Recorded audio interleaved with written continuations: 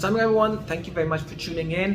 और आज हम बात करेंगे अबाउट द फेड रेट। आपने देखा होगा कि यूएस डॉलर इतना स्ट्रॉन्ग हो रहा है, around the world economies are suffering because obviously उनकी करेंसी वीक होती जा रही है और उसकी वजह से you take any country, no it Pakistan. और जिन लोगों ने मेरी वीडियो देखी थी, जब मैं काफ़ी देर पिछले 2 महीने से कह रहा था कि पाकिस्तान करेंसी, जो लोग बातें कर रहे थे कि 200 से नीचे चली जाएगी, वो 200 से नीचे नहीं जाएगी। तो thank you very much for supporting my calls. और उसकी बेसिस पे यू हैव सीन कि Pakistani currency is right now again at 220, थोड़ी देर के नीचे गई फिर दोबारा वापस आ गई।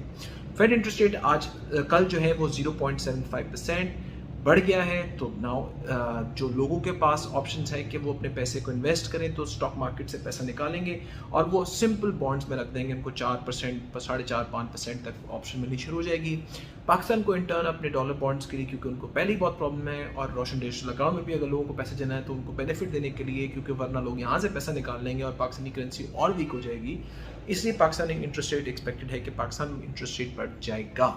और जो न्यूज़ लोग कह रहे हैं कि 1% बढ़ जाएगा, now that will affect businesses, क्योंकि पाकिस्तान के बिजनेसेस के पास अभी करंटली अब देखें तो 15-15.5% के ऊपर काम कर रहे हैं। उसके ऊपर आप बैंक का काइबोर जब के ऊपर प्लस जो मार्जिन्स बैंक्स चार्ज करते हैं, जब आप वो ऐड करेंगे तो ये आपकी काफ़ी ज़्यादा कॉस्ट बढ़ती जाएगी। अगर 1% और बढ़ेगा तो इससे बिजनेसेस और वीक होंगे।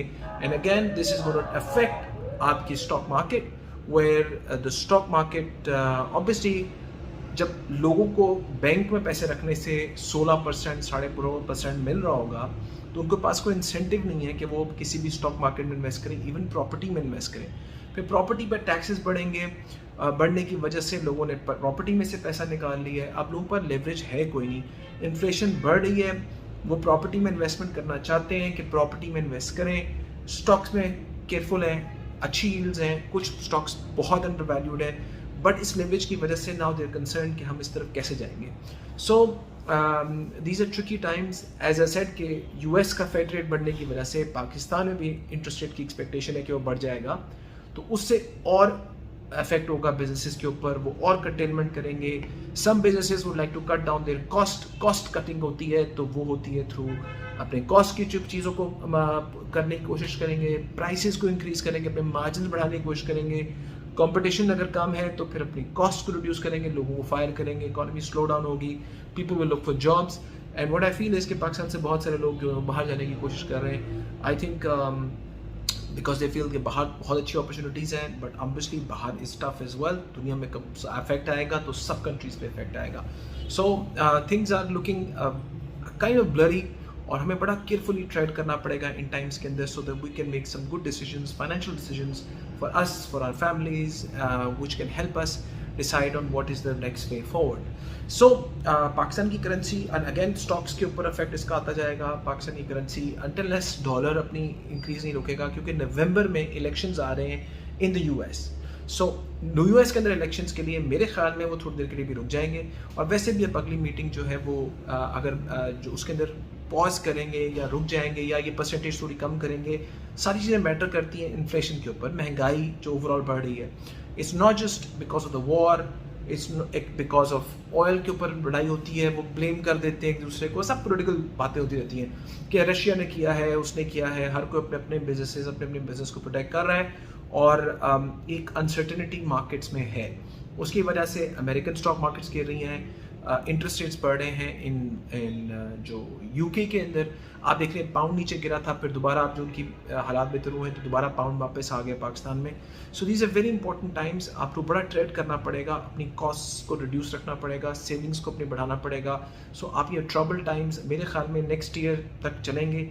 पाकिस्तान में भी इंटरेस्ट रेट मुझे नेक्स्ट ईयर तक कम होता नज़र नहीं आ रहा, तो तब तक आपको बहुत केयरफुल अपनी कॉस्ट को रिड्यूस करें, अपनी सेविंग्स को इंक्रीज़ करें और अपने बैलेंसेस को मैनेज करें, ताकि you will be able to survive this 1.5 year of cycle, जहाँ पर आपके इंटरेस्ट रेट्स होंगे।